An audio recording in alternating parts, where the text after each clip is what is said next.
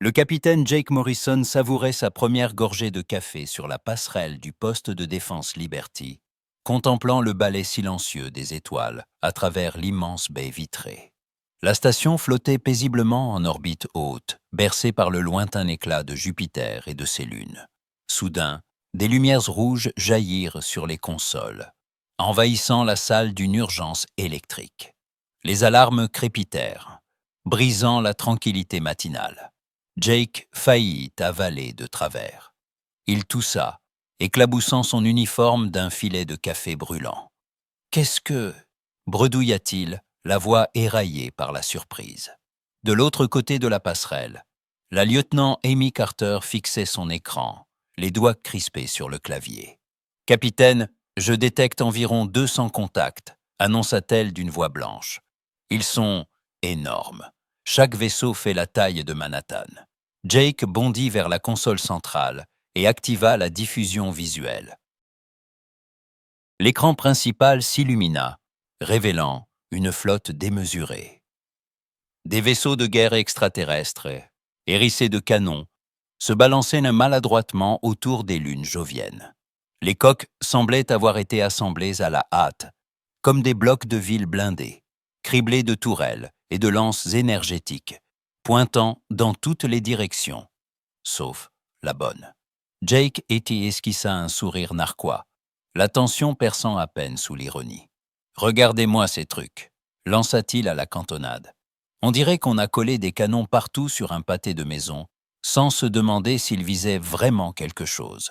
Amy jeta un regard perplexe vers son capitaine. « Pardon, capitaine ?» Jake haussa les épaules, amusé malgré la gravité de la situation.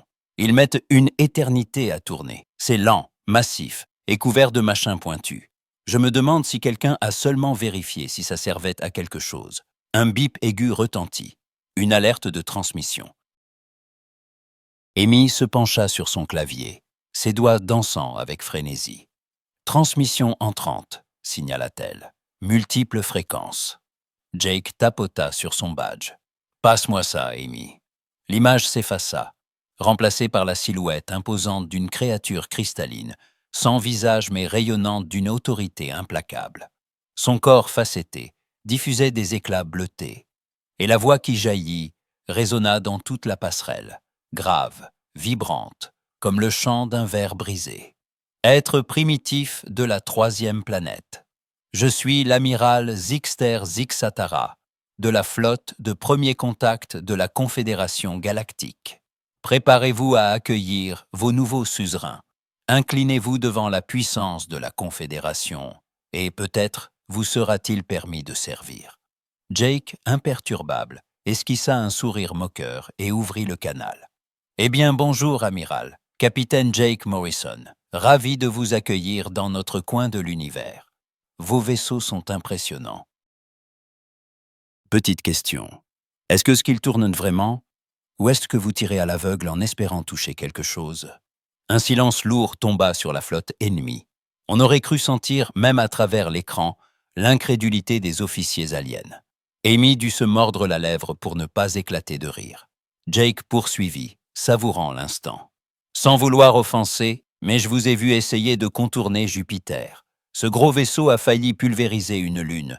Peut-être devriez-vous revoir le rayon de braquage ?» L'amiral Zixatara réapparut, sa surface cristalline vibrante d'une colère contenue. « Vous osez railler la domination éternelle? Ce vaisseau pourrait réduire votre planète en poussière !» Jake sirota calmement une autre gorgée de café, l'œil pétillant de défi. « Je n'en doute pas. À condition que vous puissiez le pointer dans la bonne direction. Un demi-tour vous prend combien de temps? 3 heures. » La voix de l'amiral devint tranchante, presque douloureuse à l'oreille. « Votre esprit primitif ne peut comprendre la technologie de la Confédération. Je parie qu'elle est très sophistiquée, concéda Jake, faussement admiratif. Mais parfois, la simplicité, c'est mieux. » Amy, blême, surveilla ses relevés. « Capitaine, ils chargent un canon énergétique massif. » Jake se pencha, les yeux rivés sur le panneau tactique où l'énorme vaisseau amiral, le Dominion éternel, accumulait une énergie démente. son canon braqué vers le champ d'astéroïdes. Autour, les autres vaisseaux se réorganisaient lentement, leurs coques déformant la lumière en halo inquiétant. Zigzatara s'exprima à nouveau, la voix traversant le métal de la station. Admirez la puissance de la Confédération. Voici pourquoi toute résistance est vaine. Jake s'adossa à son fauteuil, le mug de café à la main, un sourire en coin. Ça promet d'être intéressant. La lumière du canon alien grandissait, pulsant d'une énergie terrifiante. La tension sur la passerelle était palpable, chaque souffle suspendu dans l'attente du premier tir. Au dehors, la flotte ennemie semblait prête à redessiner le destin de l'humanité en un éclair. Mais Jake n'avait pas l'intention de rester simple spectateur. Fin du chapitre. Le colonel Sam Rodriguez s'accordait une pause bien méritée dans la cafétéria du poste de défense Washington. Un sandwich à la main et le regard perdu dans la vapeur de son café. L'ambiance était feutrée, les conversations discrètes, comme si chacun refusait de troubler la relative quiétude de ce midi, suspendu entre deux alertes. Soudain, la porte s'ouvrit à la volée. Le lieutenant Chris Baker déboula, l'uniforme froissé, les yeux brillants d'urgence. « Colonel, les aliens sont en train de charger une espèce de super-arme.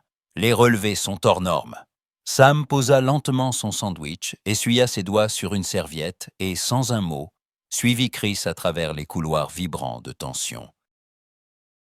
À mesure qu'il s'approchait du centre de commandement, la rumeur des consoles et des voix basses s'intensifiait. La salle, baignée de lueurs vertes et bleues, était centrée sur l'immense affichage tactique où la flotte alien s'étalait, menaçante, dans la région de Jupiter. Chris tapota sur l'écran, zoomant sur le vaisseau amiral ennemi. « Il charge depuis 8 minutes », murmura-t-il. Sam fronça les sourcils, analysant les courbes d'énergie qui montaient en flèche. « Ouvre un canal avec Liberty. » L'image du capitaine Jake Morrison apparut, toujours ce même sourire effronté au coin des lèvres, comme si la situation n'était qu'une vaste plaisanterie cosmique. « Tu regardes ce spectacle de lumière ?» lança Jake en haussant les sourcils. Sam esquissa un demi-sourire, croisant les bras. « Difficile de passer à côté. Tu sais ce qu'ils mijotent ?»« Un simple coup de bluff, » répondit Jake. « Ils essaient de nous impressionner, de nous faire peur. » Aussitôt, toutes les fréquences vibrèrent d'une voix profonde et cristalline. L'amiral Zixter Zixatara, silhouette translucide et imposante, envahit chaque écran, chaque haut-parleur de la station. « Humain primitif, proclama-t-il. Observez la véritable puissance de la Confédération galactique. Nous allons détruire le grand astéroïde désigné cible 6017 Alpha. Regardez et désespérez. » Sur les écrans, le colossal vaisseau ralentit, pivota lentement, chaque manœuvre semblant défier la grâce et l'efficacité. Les jauges d'énergie atteignaient leur sommet, pulsant de teintes écarlates. Chris, la voix tendue, déglutit. « 15 minutes, colonel. Ils vont tirer d'une seconde à l'autre. » Un silence pesant tomba sur la salle. Puis, dans un éclair aveuglant, un rayon d'énergie d'une pureté absolue jaillit du vaisseau amiral. Il fendit le vide, traversant l'espace, avec une lenteur déconcertante. 30 longues secondes s'écoulèrent avant que le faisceau n'atteigne l'astéroïde. L'impact fut titanesque. La roche se désintégra dans un feu d'artifice de débris incandescents, dispersant des fragments sur des milliers de kilomètres. La voix de l'amiral résonna à nouveau, fière, implacable. « Voici le sort réservé à ceux qui s'opposent à la Confédération. Rendez-vous immédiatement. » Un silence s'installa, aussitôt brisé par des rires étouffés dans le centre de commandement du Washington. Les opérateurs échangeaient des regards complices, certains se retenant d'applaudir devant le spectacle plus laborieux qu'impressionnant. Chris leva la main, un sourire moqueur au coin des lèvres. « Permission de parler franchement, colonel ? C'était impressionnant, certes, mais 15 minutes pour charger, 30 secondes pour atteindre la cible ? Nos canons à rail font ça en 2 secondes. » Sam éclata d'un rire grave, puis hocha la tête. « Tu sais quoi, Chris ? On va leur montrer ce qu'est une vraie démonstration. Les yeux de Chris s'illuminèrent. Vraiment, colonel. Le nouveau système cinétique? Allume-le, répondit Sam, le ton décidé. Chris bondit vers sa console, pianotant avec excitation. Sur l'écran, il sélectionna 3 astéroïdes situés à 4000 km. Cible verrouillée. Prête à tirer. Feu. Dans un claquement sourd, le canon à rail projeta une tige de tungstène à une vitesse vertigineuse. À peine une virgule de temps plus tard, une virgule d'humanité face à l'éternité du vide, le premier astéroïde explosa, vaporisé. 2 autres tirs suivirent, effaçant les cibles restantes en moins de 6 secondes. La salle éclata en murmures admiratifs. Sam esquissa un sourire satisfait et ouvrit un canal avec la flotte éolienne. « Amiral, merci pour la démonstration. Voici comment nous gérons les astéroïdes, chez nous. » Un silence glacial accueillit sa déclaration. De l'autre côté du vide, les vaisseaux aliens semblaient pétrifiés, les capteurs oscillant dans une confusion muette. La voix de Jake retentit sur les ondes, amusée. « Beau tir, Sam, très économique. » L'image de Zixatara réapparut, cette fois teintée d'une perplexité évidente. « Comment avez-vous accompli une destruction aussi rapide ?» demanda-t-il, la voix oscillant entre la stupeur et la suspicion. Sam haussa les épaules, feignant la simplicité. « On balance juste des choses très très vite et très fort. Il paraît que la simplicité, ça marche. » Zixatara persista, désorienté. Mais les exigences énergétiques d'un tel tir. Condensateur, accélération magnétique, expliqua Sam. De la physique de base, en somme. Sur les radars, les vaisseaux aliens commencèrent à manœuvrer, hésitants, leur lenteur presque comique. Les masses massives pivotaient avec peine, chaque mouvement trahissant la lourdeur de leur conception. Sam, le regard acéré, ne put s'empêcher de sourire. « Sans vouloir vous offenser, amiral, est-ce que vous vous entraînez souvent aux manœuvres de flotte ?» Un bref silence, puis la voix cristalline répondit, raide. « Notre flotte opère selon des protocoles précis. » Sam hocha la tête, le ton faussement conciliant. Peut-être que ces protocoles auraient bien besoin d'être actualisés. Jake éclata de rire sur la liaison, son écho se mêlant à la tension électrique qui remplissait la salle. Sur les écrans, les vaisseaux aliens hésitaient, leur arrogance fissurée par le doute. Dans l'espace, la poussière des astéroïdes vaporisés flottait encore, témoignant d'une supériorité inattendue. Au centre de commandement, chaque opérateur retenait son souffle, conscient que la prochaine manœuvre déciderait du sort de la Terre. Mais, derrière les sourires et la bravade, une certitude s'installait. L'affrontement venait tout juste de changer de nature. Et dans cette danse de puissance et d'orgueil, il restait à découvrir qui, des humains ou de la Confédération, saurait vraiment s'adapter. Dans la chambre amirale du Dominion éternel, l'obscurité était déchirée par la lumière froide des écrans holographiques. L'amiral Zixter Zixatara, silhouette de cristal, se tenait raide, ses facettes luisant d'une inquiétude fiévreuse. Les messages du Conseil de la Confédération s'affichaient en volutes rouges et or, saturés de reproches et d'indignation.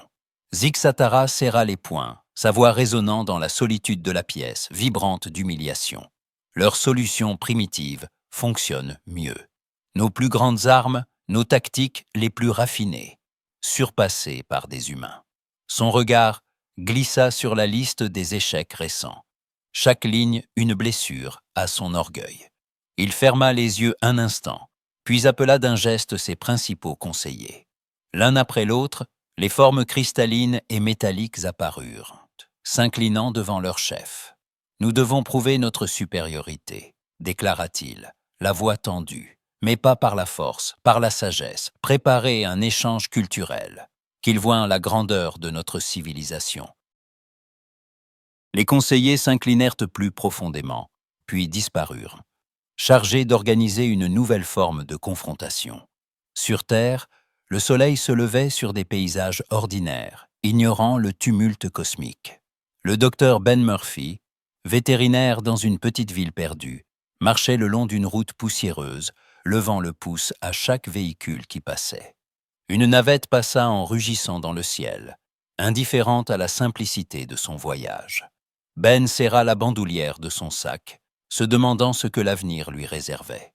Dans une salle d'embarquement bondée, Maria González, enseignante en sciences au collège, feuilletait nerveusement ses notes. Son esprit vagabondait entre les lois de Newton et la biologie des amphibiens, cherchant dans la routine un réconfort face à l'inconnu. Non loin de là, Pete Johnson, mécanicien à la retraite, bricolait un vieux poste radio sur le quai du Spatioport. Son tablier était taché d'huile, ses mains usées, mais son regard pétillait d'une curiosité intacte. Chacun, d'une façon ou d'une autre, fut convoqué, escorté par des agents en uniforme jusqu'aux navettes qui filèrent vers l'orbite, direction la flotte de la Confédération. À bord du vaisseau amiral, les 3 humains furent conduits à travers des couloirs immenses, où les murs brillaient de symboles mouvants. Des sentinelles cristallines les escortaient sans un mot, jusqu'à ce qu'ils atteignent une porte monumentale. Celle-ci s'ouvrit sur une salle de conférence d'une grandeur inimaginable. Colonnes translucides, dômes de lumière, fresques animées racontant les exploits de la Confédération. Au centre, flottant dans une sphère d'énergie irisée, se tenait le grand philosophe Vanterras. Sa voix, à la fois musicale et impérieuse, résonna dans tout l'amphithéâtre. Bienvenue, être primitif, à la source de la sagesse des âges. Pendant 10 000 ans, nous avons médité les grandes questions de l'existence. Voici les 17 lois fondamentales qui régissent toute vie civilisée. Les lois défilèrent, énoncées d'une voix solennelle. Hiérarchie, protocole, supériorité, soumission à l'ordre établi, respect absolu des traditions. Ben Murphy leva timidement la main. « Excusez-moi, mais qu'arrive-t-il si on décide simplement de ne pas les suivre ?» Vantera sembla décontenancé, flottant plus bas dans sa sphère. « Les lois, tous les êtres civilisés doivent que les suivre. C'est la base de l'harmonie. » Ben insista, son ton humble, mais déterminé. « Mais qui les fait appliquer ? Chez nous, parfois, on ignore les lois absurdes. Ça ne cause pas forcément le chaos. » Le grand philosophe hésita, cherchant ses mots, mais son assurance vacilla. Il dériva lentement vers la périphérie de la salle, laissant derrière lui un silence embarrassé. Vint le tour de l'ingénieur maître Clank-Sept, qui dévoila fièrement les réacteurs à fusion de la flotte. D'immenses structures pulsantes, auréolées de champs magnétiques et de câblages complexes. « Ces merveilles alimentent toute notre flotte », proclama-t-il. Le sommet de l'ingénierie. Pete Johnson, les mains dans les poches, fit le tour de la machine, la jaugeant d'un œil critique. Un sourire se dessina sur son visage buriné. « Vous vous compliquez la vie, lança-t-il. Regardez ça. » Il sortit de sa poche un vieux carnet, couvert de taches de graisse, et griffonna un schéma sommaire. « Vous n'avez pas besoin de la moitié de ces bidules. Essayez de courber votre champ magnétique comme ceci, et injectez le carburant par 3 points au lieu d'un seul. Plus de puissance, moins de risque de panne. » Clank-Sept, d'abord incrédule, saisit le carnet, entra les modifications dans son terminal. Les résultats s'affichèrent instantanément. Il demeura interdit, cliquetant de surprise. « Ça fonctionne, comment ?» Pete haussa les épaules. « Parfois, il suffit d'un tournevis et d'un peu de logique. » Le général Thmore, droit comme un pilier, déroula avec solennité les anciens parchemins de la guerre. Des milliers d'années de tactiques sacrées, figées dans la tradition. Voici la formation de l'aube cramoisie, perfectionnée depuis 5000 ans. Nulle stratégie n'a jamais surpassé son efficacité. Maria, assise en tailleur au bord de la Seine, étudia le schéma complexe. Elle fronça les sourcils. Pourquoi ne pas simplement les contourner ? Mes élèves de 8e année flanquent toujours leurs adversaires pendant les jeux de stratégie. Thmore secoua la tête, déstabilisé. Les parchemins ne mentionnent rien de tel. C'est peut-être là le problème, répondit Maria, un sourire complice aux lèvres. Innover, c'est parfois briser les règles. Le général demeura sans voix, les parchemins tremblants dans ses mains. De son balcon surélevé, l'amiral Zixatara observait la scène. Son orgueil se fissurait à chaque instant, chaque question, chaque remarque venant des humains. L'assurance de la Confédération semblait soudain moins solide, son prestige vacillant devant la simplicité et la créativité inattendue de ses invités terrestres. Les conseillers chuchotaient, inquiets. Les hologrammes des lois sacrées vacillaient comme des flammes dans le vent. La salle, quelques instants plus tôt théâtre de certitudes millénaires, était désormais traversée par le doute. Et quelque part dans ce labyrinthe de traditions, une faille s'était ouverte, laissant filtrer un souffle d'ironie et d'espoir. Les humains n'avaient pas seulement défié la puissance de la Confédération, ils venaient de semer la graine d'une question plus vaste. La réponse, elle, restait à découvrir. Dans la salle de guerre du Dominion éternel, la tension était palpable, presque suffocante.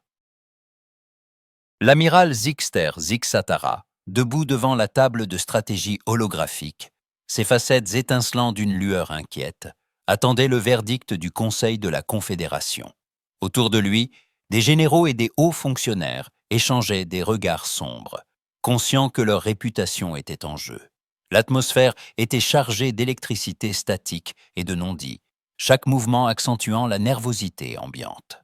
L'hologramme du Conseil apparut au centre de la pièce, majestueux et menaçant, composé de silhouettes cristallines aux couleurs changeantes.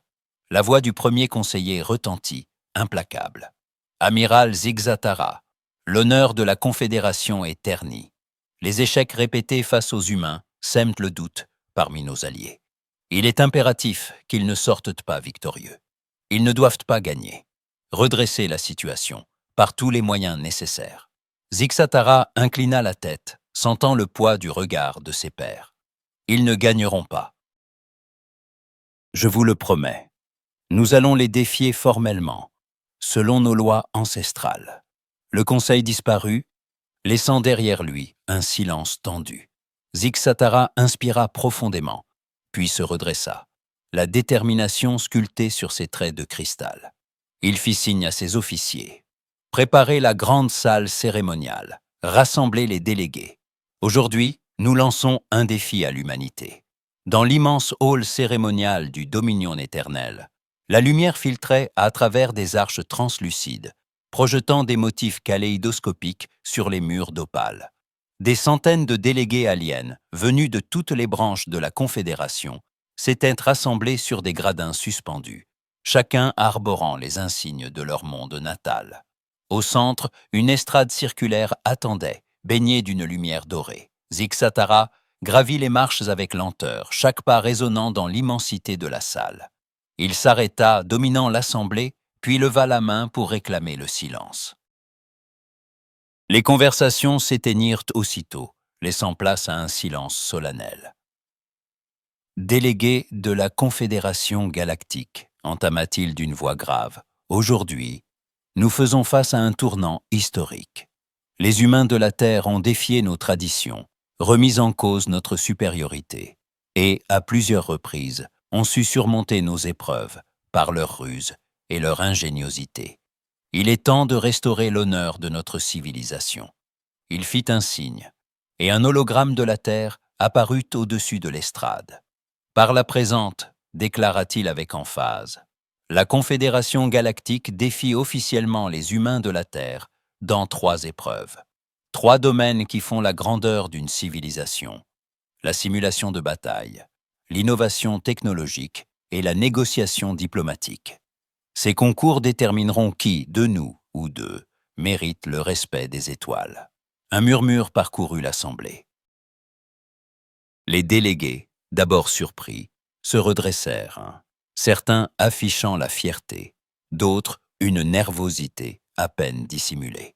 Les conditions seront équitables. Chaque camp choisira ses représentants. Que la vérité sur la valeur de l'humanité soit révélée. Il fit signe à l'officier de communication. Contactez la station Liberty. Faites-leur part de notre défi. À bord de la station Liberty, la passerelle était plongée dans une activité fébrile. Les écrans affichaient des diagrammes tactiques, des flux de données, et, en surimpression, le visage imposant de Zixatara. Le capitaine Jake Morrison, adossé à la console centrale, observait la scène, une tasse de café à la main. La transmission résonna dans toute la salle. « Humains de la Terre, annonça Zig-Zatara. La Confédération galactique vous défie dans 3 concours officiels. Simulation de bataille, innovation technologique et négociation diplomatique. Acceptez-vous notre défi? Le silence tomba sur la passerelle. Tous les regards se tournèrent vers Jake. Le commandant Rodriguez, à l'autre bout de la liaison, attendait la réponse avec un sourire en coin. Amy Carter, les bras croisés, regarda Jake comme si elle attendait qu'il sorte une blague. Jake haussa les épaules, un sourire désinvolte sur les lèvres. « Pourquoi pas ?» lança-t-il. « Dites-leur que nous acceptons. » Amy pianota sur la console, transmettant la réponse à la flotte alien. « C'est envoyé, capitaine. » Un murmure d'excitation parcourut la passerelle. Plusieurs opérateurs échangèrent des regards nerveux, conscients que l'enjeu venait de changer de dimension. Jake s'approcha de l'écran principal, où l'image de Zig-Zatara restait figée, attendant la confirmation. « Tu crois qu'ils sont sérieux ?» demanda Amy à mi-voix. « Aussi sérieux qu'un alien vexé peut l'être, » répondit Jake en riant. « Mais si on doit jouer à leur jeu, autant le faire à notre façon. » Dans la salle de conseil de la station Liberty, les principaux officiers s'étaient réunis autour d'une table illuminée de diagrammes mouvants. Rodriguez, toujours en liaison, se pencha vers la caméra. « 3 épreuves, Jake. Ils veulent nous tester sur leur propre terrain. » Jake fit tourner sa chaise, les mains jointes derrière la tête. « On a déjà surpris tout le monde plus d'une fois. La simulation de bataille, c'est notre pain quotidien.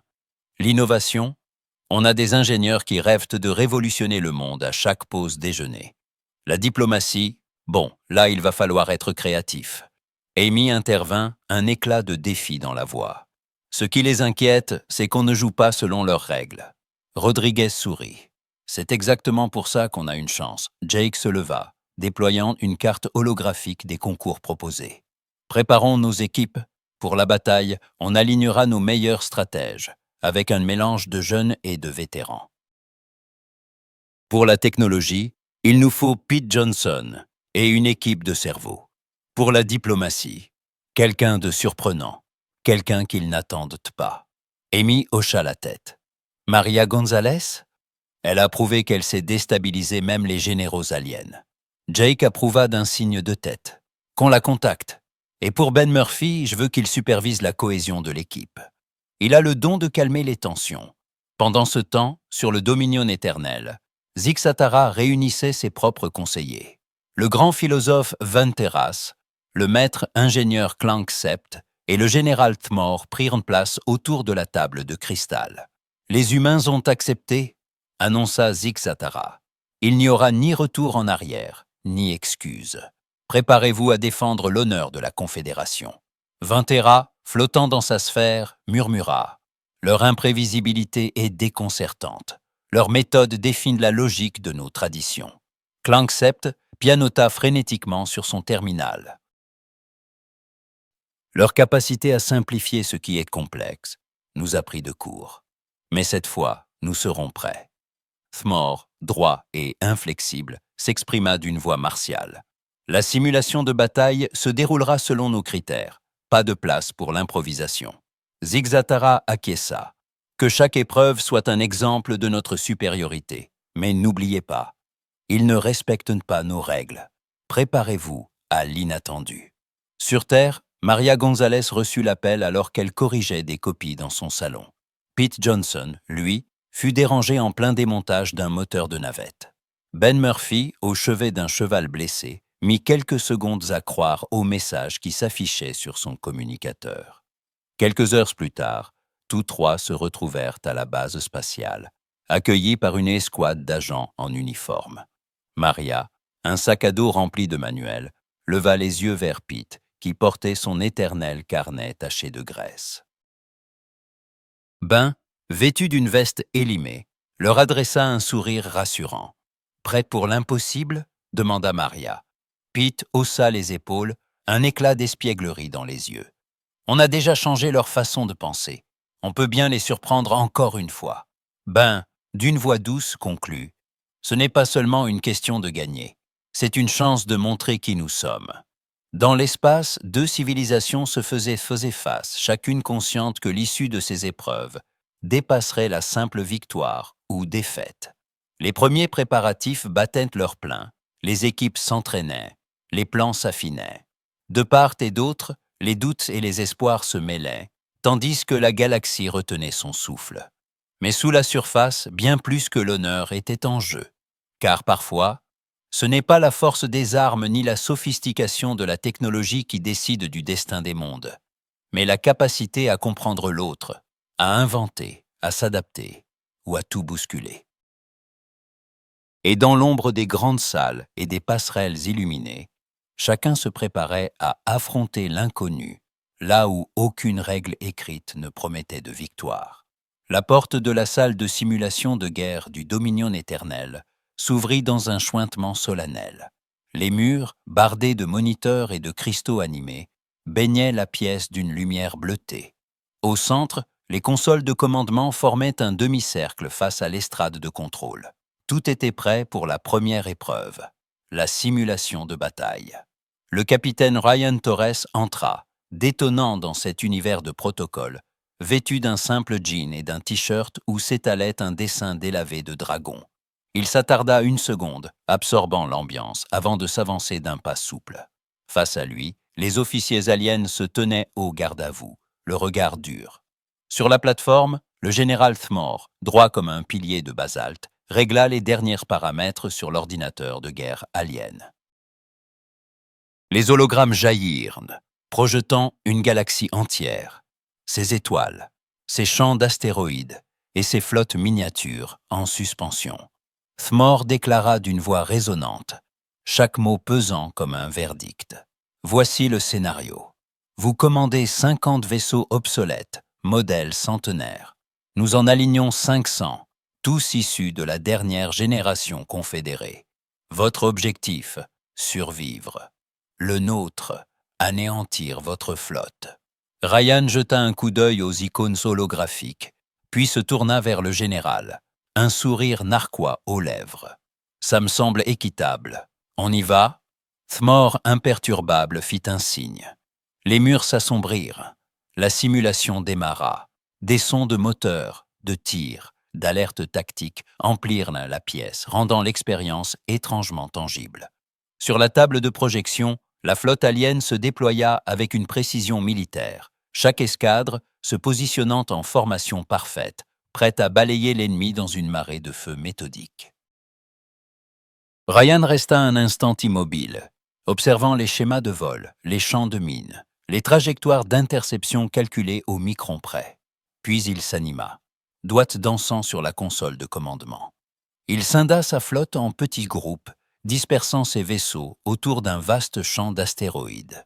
Les officiers aliens échangèrent des regards étonnés, murmurant à propos de cette tactique fragmentée. Thmor fronça les sourcils, scrutant les données qui défilaient à toute allure. Ryan lança ses premières escouades dans l'ombre des rochers géants, utilisant les astéroïdes comme boucliers naturels. À chaque tentative de l'ennemi d'encercler une position, il retirait ses vaisseaux, laissant les tirs aliens s'écraser sur le vide. Par moments, une escadrille surgissait d'un angle mort, frappait une frégate isolée, puis disparaissait à nouveau, engloutie par le chaos minéral. « Il fuit le combat !» gronda un officier alien. Mais Ryan sourit, activant un canal d'interception.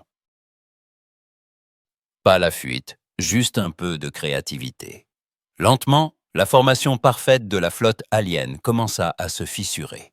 Les commandants, habitués à l'ordre rigide, peinaient à réagir à des attaques aussi imprévisibles. Les vaisseaux de la Confédération, trop proches les uns des autres, se gênaient, incapables de réagir vite quand une attaque surgissait de derrière un astéroïde ou d'un angle inattendu. Chaque escadrille humaine frappait vite, puis se repliait, ne laissant à l'ennemi que le vide et la frustration. Les heures défilèrent. Les généraux aliens redoublèrent d'efforts, changeant de formation, tentant de piéger l'adversaire. Mais à chaque fois, Ryan anticipait, exploitant chaque faille, chaque hésitation. Il laissait parfois un vaisseau isolé comme appât, pour attirer toute une escadre ennemie dans une embuscade. Les hologrammes de la flotte confédérée s'amenuisaient, des croix rouges marquant les vaisseaux détruits. Ryan, imperturbable, pianotait sur son écran, lançant des ordres rapides. Groupe Delta, passez par le couloir 5. Charlie, frappez la base de ravitaillement. Alpha préparait le repli sur le champ d'astéroïdes. Sur les gradins, le silence était total. Les délégués aliens, d'abord confiants, se penchaient en avant, le souffle court, voyant leur force numérique s'évaporer devant cette stratégie insaisissable. Thmor, la mâchoire crispée, ordonnait des contre-attaques, mais ses subordonnés hésitaient, incapables de prévoir où surgirait la prochaine menace. Mansana. Finalement, la simulation émit une série de signaux stridents. Les derniers vaisseaux confédérés explosèrent en silence dans le vide virtuel. Sur l'écran principal, la flotte humaine s'afficha intacte, aucun vaisseau perdu. Un silence de mort s'abattit sur la salle. Thmor, blême, fixa la table de simulation, comme si elle venait de le trahir. Les autres officiers aliens regardaient Ryan comme s'il venait d'accomplir un miracle. Le général, la voix rauque, brisa le silence. « Comment avez-vous accompli cette victoire impossible ?» Ryan s'étira, les bras derrière la tête, et lança un clin d'œil. « J'ai joué comme à StarCraft. Hit and run, utilisez le terrain, frappez là où on ne vous attend pas. Vous avez déjà essayé StarCraft, vous ?» Aucun alien ne répondit. Les regards, autrefois emplis de certitude, étaient désormais vides, ébranlés. Dans la lumière bleutée de la salle, un malaise profond s'installait, car pour la première fois, ils comprenaient qu'un esprit imprévisible pouvait triompher d'une armée d'élite. Et dans ce silence, une lueur de curiosité, de doute et peut-être d'admiration commençait à poindre, annonçant que le véritable jeu ne faisait que commencer. Dans le laboratoire de technologie du Dominion éternel, tout semblait conçu pour inspirer la révérence. Murs de verre pulsant de données lumineuses, générateur à plasma bourdonnant d'énergie, et au centre, une table circulaire où s'affairaient les plus brillants scientifiques de la Confédération. Des écrans holographiques projetaient des formules mouvantes, des diagrammes complexes, des simulations à la limite de la compréhension humaine. La pièce sentait l'ozone et l'ambition. À l'écart, un groupe d'humains observait, silencieux. Parmi eux, la docteure Nancy White, jeune chercheuse à la frange brune, tenait un carnet et un stylo, les yeux pétillants derrière ses lunettes à monture noire. Elle était la seule à n'avoir ni grade ni expérience sur le terrain. Juste une curiosité insatiable et une humilité sincère. Le chef des scientifiques aliens, une entité aux multiples bras translucides et à la voix résonnante, se leva. Il pointa ses appendices vers 3 écrans géants où se déployait, en lettres de lumière, la fierté technologique de la Confédération. « Voici notre système de communication galactique », déclara-t-il solennellement. « Grâce à l'intrication quantique, nous transmettons des messages instantanés d'un bout à l'autre de la galaxie. Les équations qui sous-tendent ce réseau reposent sur des siècles de recherche et d'amélioration.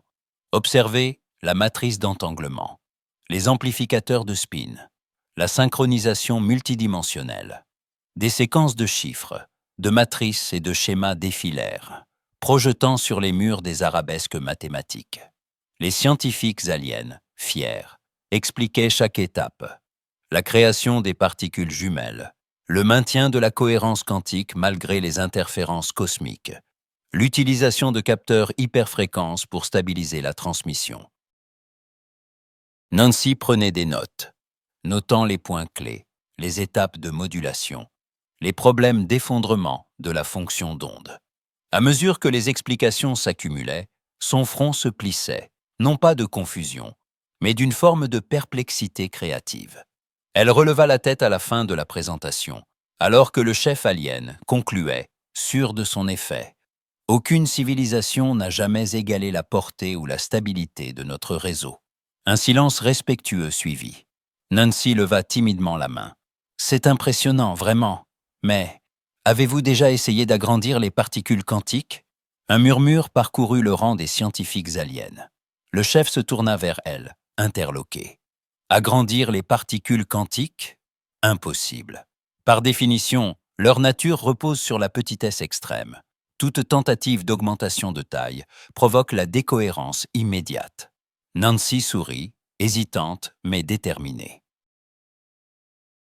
Je comprends, mais avez-vous tenté de manipuler les harmoniques du champ d'interaction?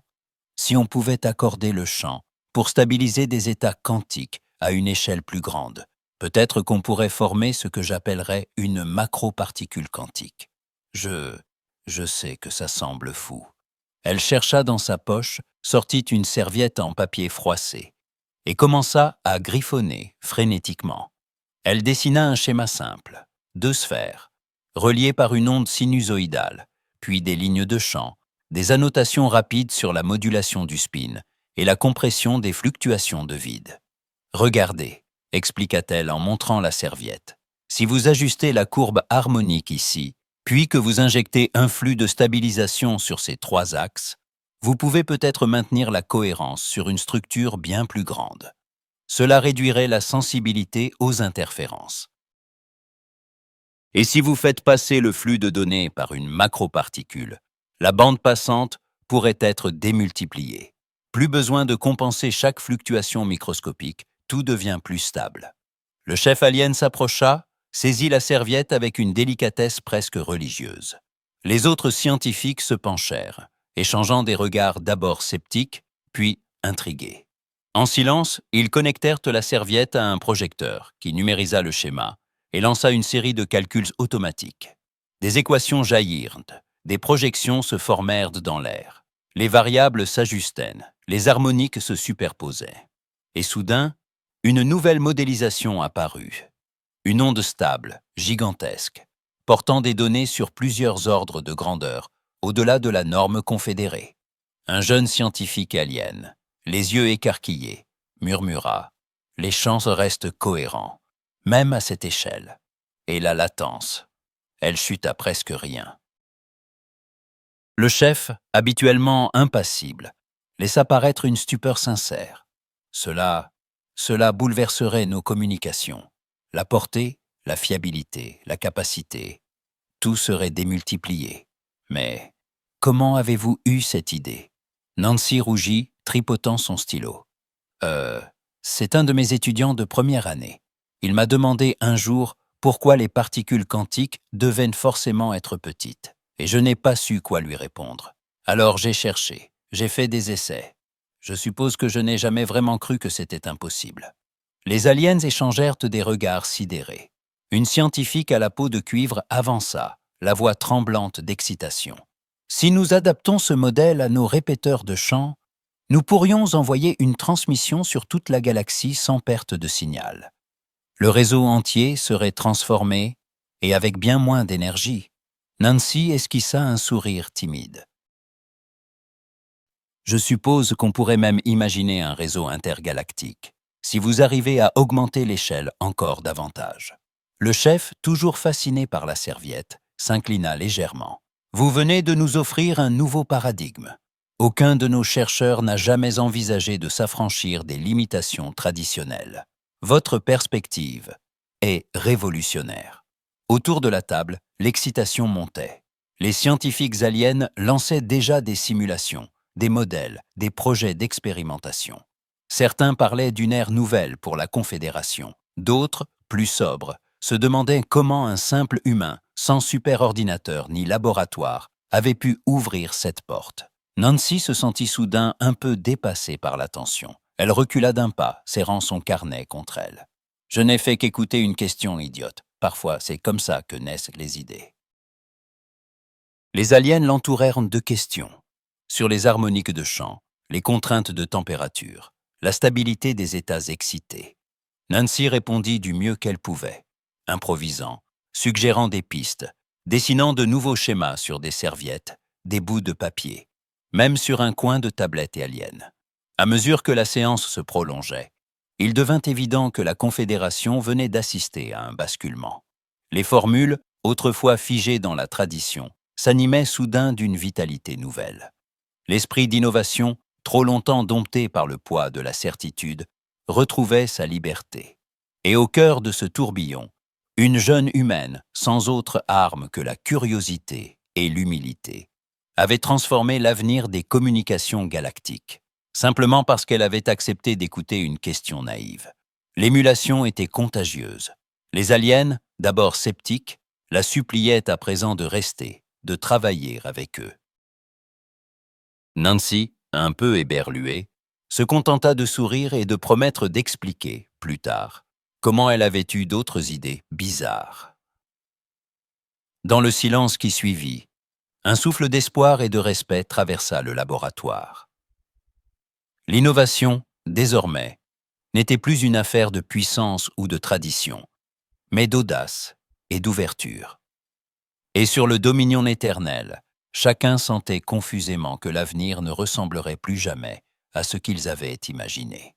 Dans la chambre diplomatique du Dominion éternel, tout respirait la solennité et la tension des grandes occasions. Autour de la longue table de cristal, des diplomates aliens aux parures chatoyantes feuilletaient des dossiers volumineux, échangeant des murmures en langues inconnues. Des écrans projetant des graphiques, des cartes miniaturisées de planètes riches en minéraux et des listes interminables de clauses juridiques enveloppaient la salle d'une lumière froide.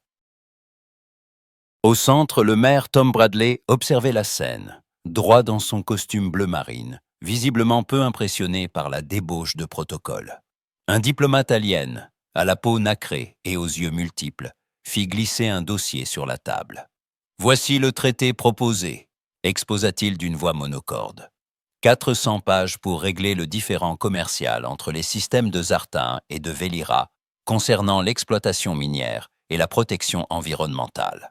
Tom attrapa la première page, parcourut les premiers paragraphes, puis releva la tête, un sourire placide aux lèvres. « Je peux poser une question simple. Qu'est-ce que chacun veut vraiment dans cette histoire ?» Un silence gêné tomba sur la salle. Les diplomates se regardèrent, surpris par l'absence de formalisme. Le chef de la délégation alien s'éclaircit la gorge, déconcerté.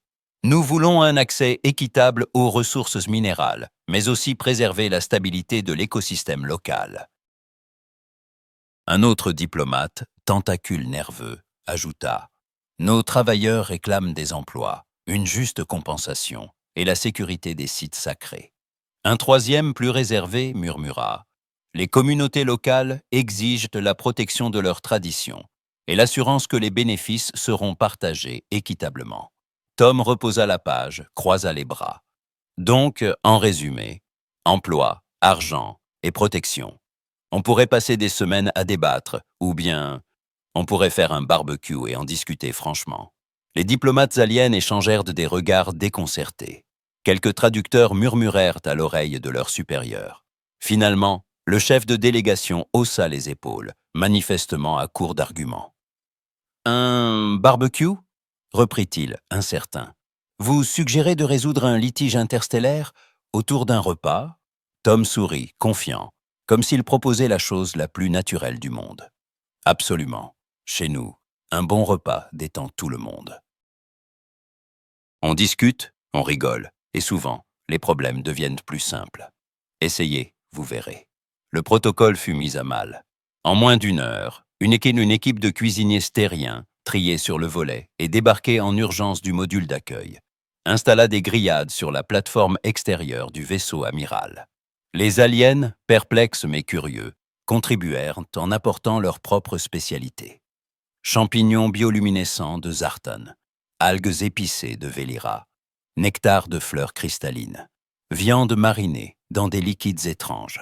Sous la coupole ouverte sur les étoiles, l'odeur de la viande grillée, des légumes rôtis et des épices inconnues se mêla bientôt à l'air recyclé du Dominion. Les humains s'activèrent autour des barbecues, échangeant recettes et éclats de rire. Les aliens, d'abord sur la réserve, observaient les gestes précis des chefs, goûtant timidement les sauces et les marinades, avant de proposer à leur tour des mets insolites. Tom circulait de groupe en groupe, une assiette dans une main, une canette dans l'autre. Il lançait des conversations simples, posait des questions directes, écoutait les doléances, les plaisanteries, les inquiétudes. Rapidement, la barrière des langues s'estompa derrière la convivialité du moment. Ce qui compte vraiment pour vous, c'est quoi? Demanda-t-il à un ingénieur alien, la bouche pleine d'un brochette végétale. Que nos familles aient du travail, répondit l'autre, les yeux brillants, et que la planète ne soit pas détruite. Alors on trouvera un terrain d'entente, assura Tom. Après tout, personne ne veut repartir frustré d'un bon barbecue. Les discussions se multiplièrent. Une délégation proposa de créer des zones protégées pour les sites sacrés. Un groupe d'ingénieurs suggéra de partager les bénéfices de l'exploitation minière avec les communautés locales. Les chefs de tribus terriens échangèrent des idées avec les anciens de Vélira, trouvant dans le partage des recettes traditionnelles un terrain de dialogue inattendu. Les heures passèrent, rythmées par les éclats de rire, les chants improvisés et la découverte émerveillée de saveurs nouvelles. Les dossiers de 400 pages restèrent oubliés sur la table du fond, couverts de taches de sauce barbecue et de miettes de pain. Finalement, alors que la nuit s'étirait et que les dernières braises rougeoyaient sous la coupole étoilée, Tom réunit autour de lui les représentants des deux camps. « On est d'accord, alors, reprit-il, les yeux pétillants de fatigue et de satisfaction. L'exploitation minière sera limitée aux zones désignées, les profits partagés équitablement, et les sites sacrés intouchables. Chacun repart avec ce qu'il veut vraiment, et on enterre la hache de guerre. » Les diplomates aliens hochèrent la tête, souriant, certains tapant même dans le dos de leurs homologues humains. Il n'était plus question de traités interminables, mais de confiance, d'entente et de promesses simples. La dispute, qui avait menacé de dégénérer en crise galactique, venait d'être résolue autour d'un simple barbecue, sans la moindre clause écrite ni besoin d'arbitrage complexe. Les anciens adversaires se quittèrent, en se promettant de partager d'autres repas, d'autres histoires et peut-être, un jour, d'autres défis. Et dans le silence retrouvé du Dominion éternel, alors que les derniers convives s'éloignaient sous la lumière dorée, il était clair que la diplomatie venait de changer de visage, à jamais. Dans le centre de commandement du Dominion éternel, l'atmosphère était glaciale. Les murs de cristal reflétaient les hologrammes des 3 concours, figés sur le verdict final. Les écrans montraient les scores sans appel, la victoire des humains dans chaque épreuve, la débâcle de la Confédération. L'amiral Zixter Zigzatara, silhouette imposante mais voûtée par la défaite, fixait les données sans les voir vraiment. Tout autour, les officiers restaient silencieux, certains évitant même son regard. Le communicateur crépita soudain, projetant le visage du capitaine Jake Morrison.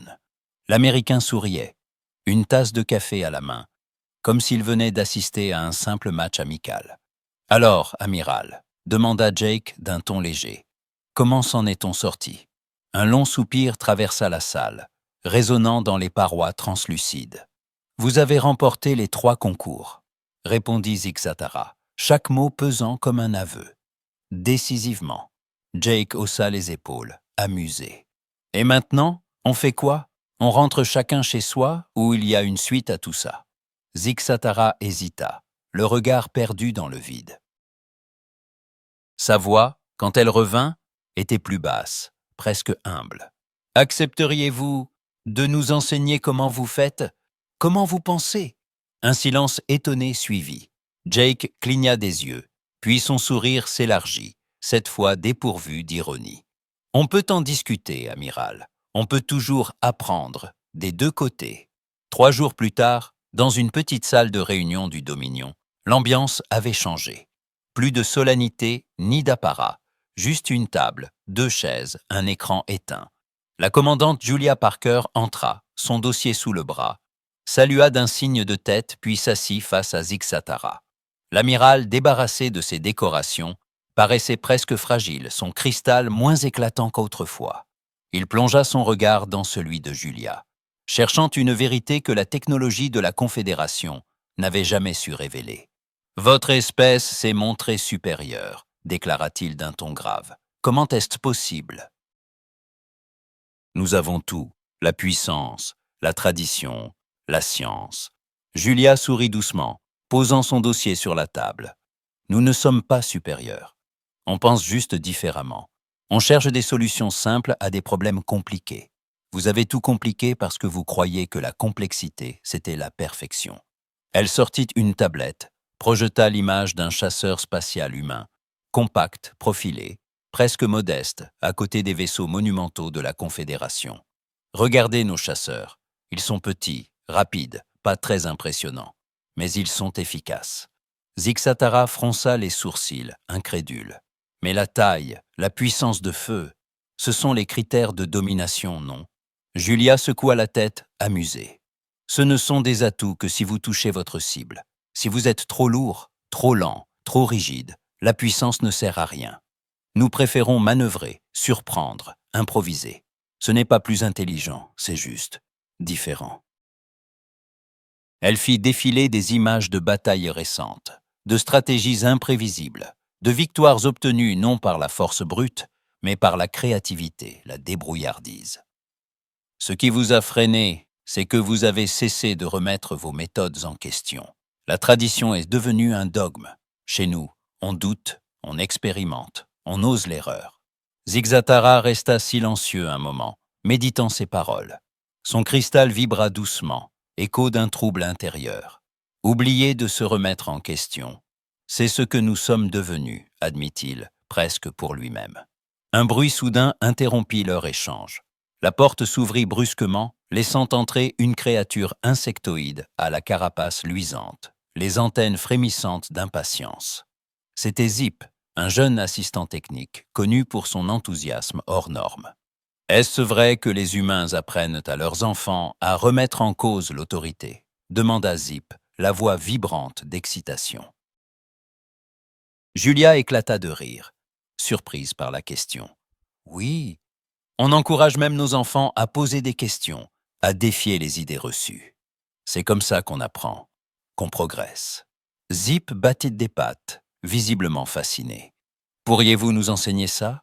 À nous aussi. Je veux dire, pas seulement la technique, mais l'esprit, la façon de penser, de douter, d'inventer. Julia se pencha, son regard brillant de curiosité et de bienveillance.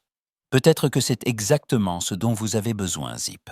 D'apprendre à remettre en cause, à chercher des réponses au lieu d'accepter les certitudes. Dans le silence qui suivit, une promesse se forma, fragile mais porteuse d'un élan nouveau. La tradition venait de croiser la route de la remise en question. Et quelque part dans cette salle, une graine venait d'être plantée, celle d'une confédération qui, pour la première fois depuis des millénaires, s'apprêtait à apprendre à apprendre. 3 mois plus tard, la transformation était palpable dans chaque recoin du Dominion éternel. Les couloirs jadis solennels résonnaient désormais de voix mêlées, d'accents humains et d'inflexions aliens. Et partout, la curiosité, l'humour et l'invention semblaient se propager comme une onde. Dans un vaste atelier bardé de câbles et de lumière, Pete Johnson, les manches retroussées et une clé à molette à la main, se trouvait allongé sous le réacteur principal du croiseur amiral. Autour de lui, une demi-douzaine d'ingénieurs de construction, aux carapaces métalliques, observaient ses gestes avec une attention fébrile. Pete tapota sur une console, fit coulisser un panneau, puis désigna un enchevêtrement de conduits. « Faites-moi confiance », lança-t-il d'une voix rassurante. « Vous n'avez pas besoin de tous ces systèmes de secours. Si vous routez l'énergie directement du cœur vers les sous-systèmes, tout devient plus simple, plus fiable. Moins, c'est souvent mieux. » L'un des ingénieurs, hésitant, répliqua. « Mais la redondance est un principe sacré. Le grand ingénieur Klanksept dit qu'il faut toujours prévoir 8 alternatives. » Pete éclata de rire. « Essayez juste une fois. Si ça saute, je vous paie le prochain dîner. » Il ajusta les câbles, retira une demi-douzaine de modules superflus. Quand la séquence de test fut lancée, le réacteur gronda, puis se stabilisa, délivrant un rendement jamais vu. Les aliens se regardèrent, stupéfaits. Dans un laboratoire médical, le docteur Ben Murphy s'adressait à un groupe hétéroclite. Des êtres gazeux flottant doucement, des médicaux cristallins aux mains multiples, tous penchés sur un patient tentaculaire. Ben montrait du doigt une projection holographique d'organes, puis fit signe à ses collègues. « L'anatomie, c'est l'anatomie, peu importe la planète. » Le principe, c'est de réparer ce qui est cassé et de s'assurer que les parties importantes continuent de fonctionner. Commencez par la structure, puis vérifiez les échanges internes.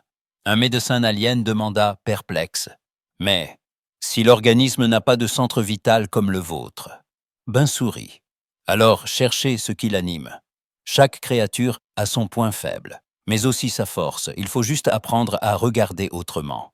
Sous ses conseils, les interventions devinrent plus rapides, plus efficaces.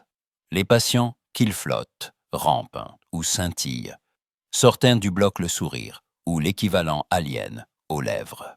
Sur le terrain d'entraînement, Maria Gonzalez courait, sifflette à la bouche, poursuivie par des officiers militaires de toutes espèces. Elle venait d'installer un drapeau au centre d'une arène improvisée, entourée de rochers, de zones d'ombre et de pièges simulés. Le principe, c'est de s'adapter, expliqua-t-elle à la troupe haletante. Ne supposez jamais que l'ennemi a lu votre manuel. Le général Thmore, toujours droit, protesta. « Mais les parchemins sacrés détaillent toutes les formations possibles !» Maria haussa les épaules, amusée. « Les parchemins sont un point de départ. Après, il faut réfléchir par soi-même. Si votre adversaire pense que vous allez attaquer par la gauche, surprenez-le par la droite ou par en dessous. » Au fil des parties, les tactiques changèrent. Les officiers aliens commencèrent à improviser, à simuler des retraites, à tendre des embuscades. Le jeu devint imprévisible, et bientôt, la victoire ne revenait plus systématiquement à l'équipe la mieux équipée, mais à celle qui osait innover. Dans les cuisines du Dominion, une révolution silencieuse s'opérait. Des cuisiniers aliens, autrefois obsédés par la pureté des saveurs originelles, s'initiaient au mystère du seasoning, sous la houlette de chefs terriens enthousiastes. Poivre, piment, herbes et marinades transformaient les plats traditionnels. On vit même un cuisinier de Zartan pleurer de joie devant un simple poulet rôti aux épices. La clé, c'est d'oser mélanger, expliquait un chef humain. Un peu de risque, un peu de curiosité. Le résultat ? Des repas désormais attendus avec impatience et une compétition amicale entre espèces pour inventer la prochaine recette légendaire. Dans l'espace, les flottes de la Confédération exécutaient des manœuvres inédites. Les vaisseaux, autrefois lents et rigides, enchaînaient désormais des virages serrés, des feintes, des formations dispersées. Les exercices de simulation montraient une efficacité multipliée, et même les pilotes vétérans admettaient, non sans fierté, qu'ils apprenaient chaque jour de leurs homologues humains. Une nuit, dans le centre de commandement, l'amiral Zixatara se tenait seul devant le terminal d'enregistrement. Il activa le journal officiel, sa voix grave résonnant dans la salle silencieuse. Journal du commandement, jour 90. Les améliorations d'efficacité, issues des méthodes humaines, ont augmenté les performances de la flotte de 400%. Les équipes d'ingénierie ont résolu des problèmes qui nous tourmentaient depuis des siècles. Nos systèmes énergétiques sont plus stables, nos soins médicaux plus rapides. Même notre cuisine a meilleur goût. Un léger sourire passa sur son visage cristallin. Je recommande l'établissement d'une alliance totale avec la Terre. Je recommande également d'envoyer davantage de personnel pour étudier ce que les humains appellent le bon sens. Apparemment, ce n'est pas aussi universel qu'on pourrait le croire. Il coupa l'enregistrement, resta pensif quelques secondes. Derrière la vitre, il apercevait la vie nouvelle qui animait le Dominion, humains et aliens riant ensemble, travaillant côte à côte. Et il comprit que la plus grande victoire de la Terre n'était ni militaire ni scientifique, mais résidait dans la simplicité de l'esprit humain. Quelque part à travers les étoiles, une nouvelle ère venait de commencer, et personne, pas même l'amiral, ne pouvait prédire où elle mènerait. Sur la station Liberty, la lumière du jour filtrait par les hublots panoramiques, jetant une clarté paisible sur le poste de commandement. Les écrans principaux affichaient les communications entrantes, les diagnostics des systèmes. Et aujourd'hui, une fenêtre attendue clignotait. Un appel prioritaire du Dominion éternel. Jake Morrison, accoudé à la console, termina sa gorgée de café et fit signe à Amy Carter d'ouvrir le canal. L'image de l'amiral Zixter Zixatara apparut, ses facettes cristallines baignant dans une lueur argentée. Un léger trouble traversait ses traits, mais son ton était curieusement léger. « Jake, dit-il, j'ai beaucoup réfléchi à une chose que tu as dite le tout premier jour. Tu as mentionné des gens du Texas. Devons-nous nous en inquiéter ?» Jake éclata d'un rire sonore, plus franc encore que d'habitude, et posa sa tasse avec un clin d'œil malicieux. « Amiral, vous n'avez encore jamais rencontré de Texans, n'est-ce pas? C'est une expérience à part, vous allez adorer. Ou vous en souviendrez longtemps, en tout cas. » Un silence amusé s'installa. Zixatara cligna lentement, incertain si c'était là une promesse ou une menace. Mais pour la première fois depuis des siècles, il sentit naître en lui une impatience nouvelle. Ce n'était ni de la peur, ni du doute, mais une curiosité pleine d'élan. Il répondit par un sourire timide. « J'imagine que je vais devoir attendre pour comprendre. » Dehors, dans l'immensité silencieuse, la station Liberty baignait dans la lumière diffuse des étoiles et de la terre lointaine. Autour, les vaisseaux humains et ceux de la Confédération dérivaient côte à côte, petits croiseurs terriens et gigantesques cuirassés aliens. On aurait pu croire à un ballet improvisé. Parfois, un cargo terrien longeait un transporteur confédéré, échangeant signaux lumineux et éclats sources de voix à travers les canaux ouverts. Sur une plateforme extérieure, un groupe d'humains et d'aliens, habillés de combinaisons colorées, partageaient un barbecue improvisé. Des rires fusaient, des odeurs d'épices et de viande grillée s'échappaient dans l'atmosphère artificielle. Un mécanicien humain montrait qu'à une ingénieure insectoïde comment préparer une brochette, tandis qu'un cuisinier alien proposait ses propres condiments fluorescents. Un peu plus loin, des pilotes échangeaient des astuces de manœuvre, comparant moteurs et souvenirs de bataille. Les barrières d'espèces s'estompaient, remplacées par la complicité du partage et la joie simple de la découverte mutuelle. Sur le Dominion éternel, l'aube filtrait à peine dans la salle de classe nouvellement aménagée. Des pupitres de verre s'alignaient devant un tableau lumineux. Zip, l'insectoïde curieux, était déjà installé au premier rang, les antennes droites et vibrantes. Autour de lui, une douzaine de jeunes aliens, toutes espèces confondues, piaffaient d'impatience. Face à eux, une enseignante humaine souriait, carnet en main, prête à affronter la marée de questions.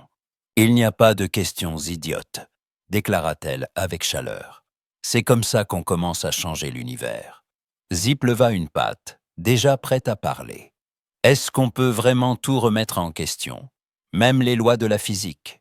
Un éclat de rire traversa la classe.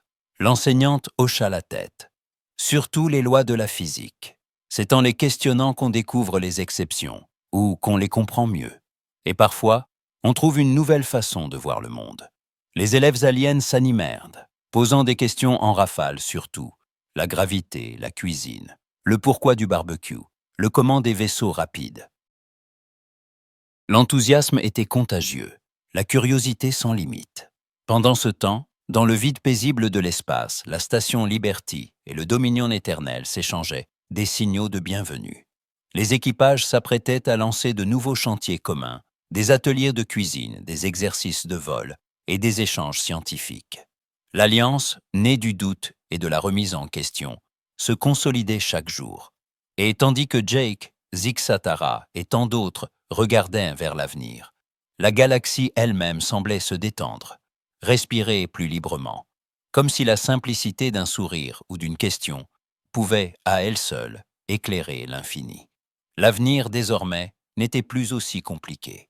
Il était simplement rempli de possibles.